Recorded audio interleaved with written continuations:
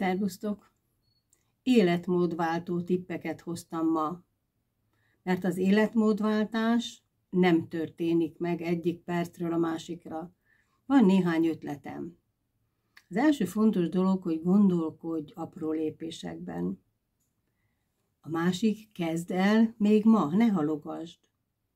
Alakíts ki egészséges szokásokat. Aztán tűzd ki egy reális célt, és tudd, hogy miért akarsz életmódot váltani. Készülj fel erre mentálisan, hiszen másként nem lesz hosszú távú. Táplálkozz egészségesen minden nap. És fontos, hogy tervezd meg az étrendedet. Kezdj el sportolni.